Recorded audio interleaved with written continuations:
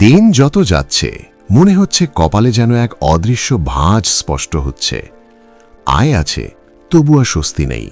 কাজ আছে, তবুও নিশ্চয়তা নেই।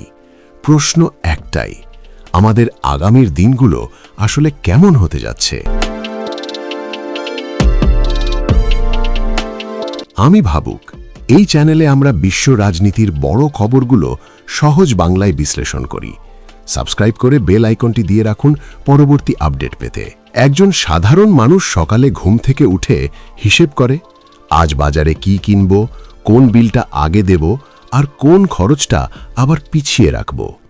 মাসের শুরুতে বেতন আসে আর মাসের মাঝামাঝিতেই মনে হয় টাকাটা যেন কোথায় উধাও হয়ে গেল।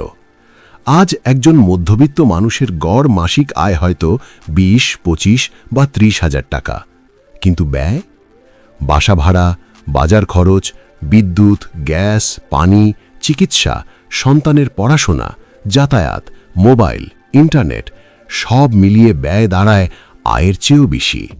ফলাফল, সঞ্চয় নেই, নিরাপত্তা নেই, ভবিষ্যৎ নিয়ে দুশ্চিন্তা আছে।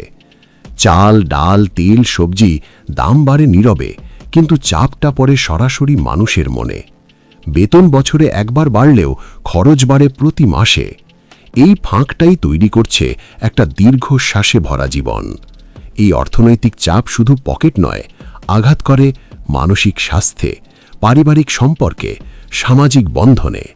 অনেকেই হাসে, কিন্তু ভেতরে ভেতরে ভাঙে। প্রশ্নটা কঠিন, উত্তর আরও কঠিন। যদি আয় না বাড়ে, যদি ব্যয় নিয়ন্ত্রণে না আসে, যদি সাধারণ মানুষের কণ্ঠ নীতি নির্ধারণে প্রতিফলিত না হয়, তাহলে আগামীর দিনগুলো আরও চ্যালেঞ্জিং হবে। তবুও মানুষ বাঁচে আশায়। আজ কষ্ট, হয়তো কাল একটু ভালো, কিন্তু সেই কালের জন্য প্রয়োজন বাস্তব পরিকল্পনা, মানুষকেন্দ্রিক অর্থনীতি আর সাধারণ মানুষের জীবনের প্রতি সত্যিকারের দায়িত্ববোধ।